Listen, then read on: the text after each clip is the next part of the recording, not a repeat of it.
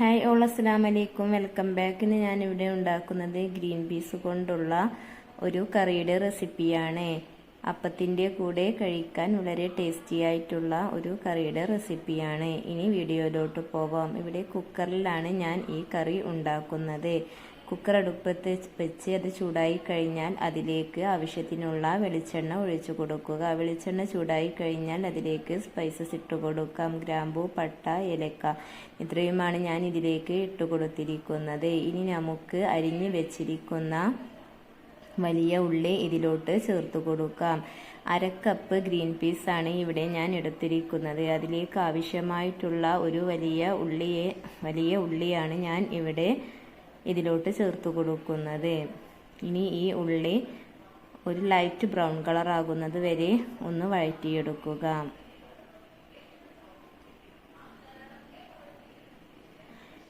ഇവിടെ ഇതിലേക്ക് ഞാൻ എടുത്തിരിക്കുന്നത് അരക്കപ്പ് ഗ്രീൻ പീസ്, ഈ ഉള്ളി വാടി കിട്ടുവാനുള്ള കറിക്ക് ആവശ്യമായിട്ടുള്ള 3/4 ടേബിൾ സ്പൂൺ ഉപ്പ് ചേർത്ത് കൊടുത്ത് ഈ ഉള്ളി നല്ലോണം ലൈറ്റ് ബ്രൗൺ കളർ ആകുന്നത് വരെ ഒന്ന് വഴറ്റിയെടുക്കാം. ഇതിലേക്ക് ആവശ്യമായിട്ട് ഞാൻ എടുത്തിരിക്കുന്നത് ഒരു വലിയ ഉള്ളി, 1 ടേബിൾ സ്പൂൺ ഇഞ്ചി വെളുത്തുള്ളി ചതച്ചത്.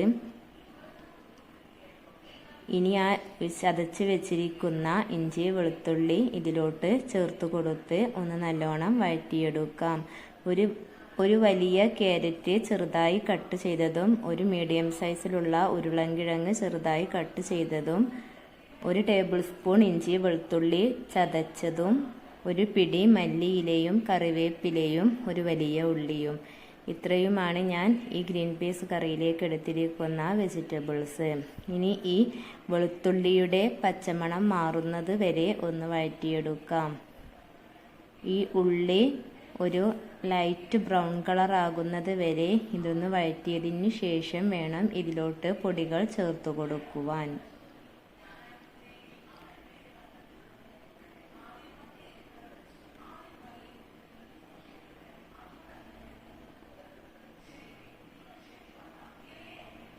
ഇപ്പോൾ ഈ ഉള്ളി ഒരുവിധം വെന്തിരിക്കുന്നു. ഇനി ഇതിലോട്ട് നമുക്ക് കറിക്കാവശ്യമായിട്ടുള്ള മസാലകൾ ചേർത്ത് കൊടുക്കാം. 1/4 ടേബിൾ സ്പൂൺ ഗരം മസാല,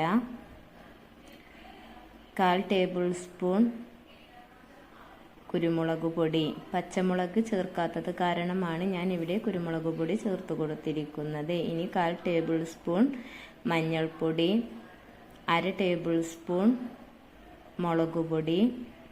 ഒരു ടേബിൾ സ്പൂൺ മുളക് പൊടി, 1/2 ടേബിൾ സ്പൂൺ മല്ലിപ്പൊടി വേണമെങ്കിൽ സ്കിപ്പ് ചെയ്യാവുന്നതാണ്. ഇനി ഈ പൊടികളുടെ എല്ലാം പച്ചമണം മാറുന്നത് വരെ മീഡിയം ഫ്ലെയിമിലിട്ട് നല്ലോണം ഒന്ന് വഴറ്റിയെടുക്കുക. കുരുമുളക് പൊടി, പച്ചമുളക് ചേർക്കുന്നുണ്ടെങ്കിൽ കുരുമുളക് പൊടിയുടെ അളവ് കുറക്കാവുന്നതാണ്.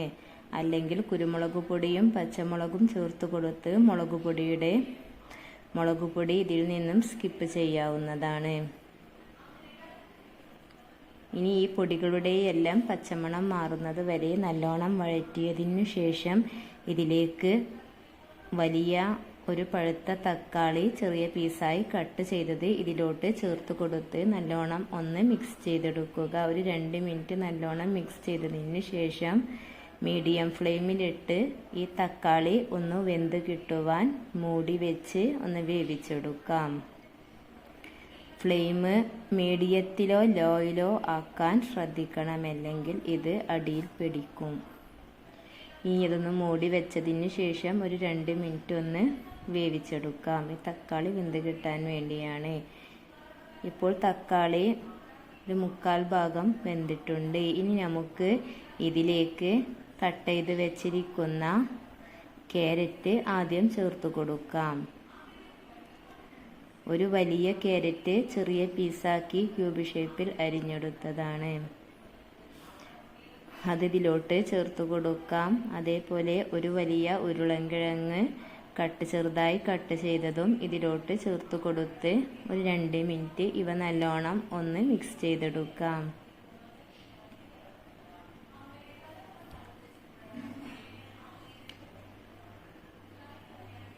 ഇവ 2 മിനിറ്റ് ഇപ്പോൾ ഫ്ലെയിം ഹൈയിലാക്കി വെച്ചതിന് ശേഷം വേണം ഇതൊന്ന് മിക്സ് ചെയ്തെടുക്കാൻ. ഇവ നല്ലോണം ഒരു 2 മിനിറ്റ് മിക്സ് ചെയ്തതിന് ശേഷം ഇതിലേക്ക് നമുക്ക് 5 മണിക്കൂർ വെള്ളത്തിൽ കുതിർത്ത് വെച്ചിരിക്കുന്ന ഗ്രീൻ പീസ് ചേർത്ത് കൊടുത്ത് ഇവ നല്ലോണം ഒന്ന് മിക്സ് ചെയ്തെടുക്കുക. ഇനി ഇത് വേവിക്കാൻ ആവശ്യമായിട്ടുള്ള വെള്ളം ചേർത്ത് കൊടുക്കാം. ഗ്രീൻ പീസിന് മുകളിൽ നിൽക്കുവണ്ണം വേണം വെള്ളം ഒഴിച്ചു കൊടുക്കാൻ. ഇനി നമുക്ക് ഇത് അടച്ചു വെച്ച് ഒരു 5 വിസിൽ മീഡിയം ഫ്ലെയിമിലിട്ട് ഒരു 5 വിസിൽ വരുന്നത് വരെ ഒന്ന് വേവിച്ചെടുക്കാം. ഇനി ഇതിലേക്കുള്ള അരപ്പ് തയ്യാറാക്കാം. അരമുറി തേങ്ങയിലേക്ക് 1/4 ടേബിൾ സ്പൂൺ മഞ്ഞൾപ്പൊടി ചേർത്ത് അരച്ചെടുക്കാം. ഇപ്പോൾ ഇവിടെ നമ്മുടെ ഗ്രീൻ പീസ് മസാല നല്ലോണം വെന്തിട്ടുണ്ട്. ഇതിലേക്ക് അരച്ചു വെച്ചിരിക്കുന്ന തേങ്ങയും അരിഞ്ഞു വെച്ചിരിക്കുന്ന മല്ലിയിലയും ചേർത്ത് കൊടുത്ത് നല്ലോണം ഒന്ന് തിളപ്പിച്ചെടുക്കാം. മല്ലിയില ആദ്യം ചേർത്ത് കൊടുക്കരുത്. ഗ്രീൻ പീസ് വെന്തതിന് ശേഷം തേങ്ങ ചേർത്തതിന് ശേഷം വേണം മല്ലിയില ചേർത്ത് കൊടുക്കാൻ. ഇനി ഇവയൊന്ന് തിളപ്പിച്ചെടുക്കാം. കറി തിക്കുണ്ടെങ്കിൽ അതിലേക്ക് ആവശ്യത്തിനുള്ള വെള്ളം ഒഴിച്ചു കൊടുക്കാം. ഇപ്പോൾ ഇവ നല്ലോണം തിളച്ച് വന്നിട്ടുണ്ട്. ഇനി നമുക്ക് ഇതിലേക്കുള്ള താളിപ്പ് തയ്യാറാക്കാം. വെളിച്ചെണ്ണ ഒഴിച്ചു കൊടുത്തതിന് ശേഷം അതിലേക്ക് 1 ടേബിൾ സ്പൂൺ കടുകിട്ട് പൊട്ടിച്ചെടുക്കാം. ഇതിലേക്ക് ഒരു പിടി കറിവേപ്പില ചേർത്ത് കൊടുക്കാം. ഈ താളിപ്പ് ഇനി നമുക്ക് ഈ കറിയിലോട്ട് ഒഴിച്ചു കൊടുത്ത് മിക്സ് ചെയ്തെടുക്കാം.